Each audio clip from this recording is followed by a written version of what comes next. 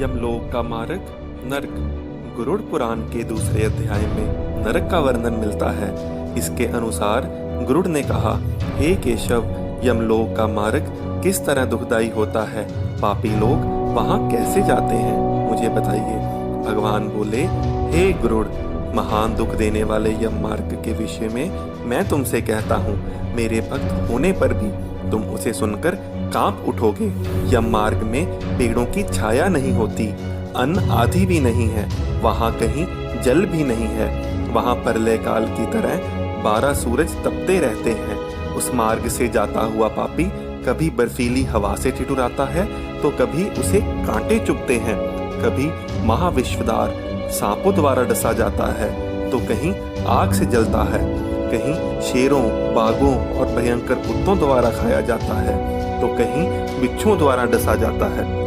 हे गरुड़, इसके बाद वह जीव कहीं अंधे कुएं में गिरता है, कहीं पहाड़ से लुढ़कता है, कहीं छुरे की धार पर चलता है, कहीं कोलों के ऊपर चलता है, कहीं घने अंधकार में गिरता है, कहीं गहरे जल में गिरता है, कहीं जोकों से भरे कीचड़ में गिरता है, कहीं तपी हुई बालू से भरे और गर्म तांबे की तरह धड़कते मार्ग, कहीं अंगारों, कहीं हद से ज्यादा धुएं से भरे मार्ग पर उसे चलना पड़ता है, कहीं अंगारों की बरसात, कहीं बिजली गिरने, पत्थरों की बारिश, कहीं खून की, कहीं नुकीले हथियारों की और कहीं गर्म जल की बारिश होती है, कहीं खारे कीचड़ की बरसात होती है, कहीं मवाद, रक्त और टट्टी से भरे हुए तालाब हैं। यम मार्ग के बीचों बीच बड़ी ही ऊंची और गहरी नदी बहती है। वह देखने में बहुत दुखदायिनी है, उसकी आवाज भय पैदा करने वाली है। वह 100 योजन चौड़ी, मवाद और रक्त से भरी है।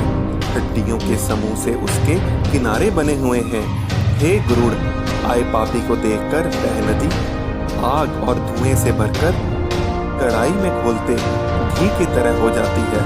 यह नदी सुई के जैसे भयानक कीड़ों से भरी है। इसके बहाव में गिरे हुए पापी हे भाई, हे पुत्र कहते हुए रोते चिल्लाते हैं। बहुत से बिच्छू और काले सांपों से भरी उस नदी के बीच गिरे हुए पापियों की रक्षा करने वाला कोई नहीं होता। उसके सैकड़ों हजारों भंवरों में पड़कर पापी पाताल में चले जाते हैं।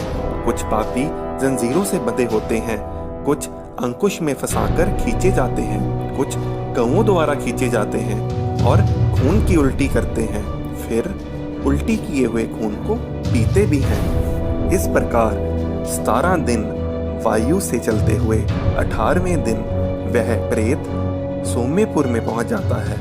दोस्तों, जाहिर है कि गरुड़ पुराण का यह वर्णन मनुष्य को धर्म का आचरण करने और पाप से दूर रखने के लिए ही रचा गया होगा। आपको ये वीडियो कैसा लगा, कमेंट करके ज़रूर बताएं। आपके सुझाव और सवाल हमें कमेंट के रूप में मिलेंगे तो हम और अच्छा काम कर पाएंगे। हमारे चैनल को सब्सक्राइब करें और बेल आइकन को दबाना ना भूलें। धन्यवाद।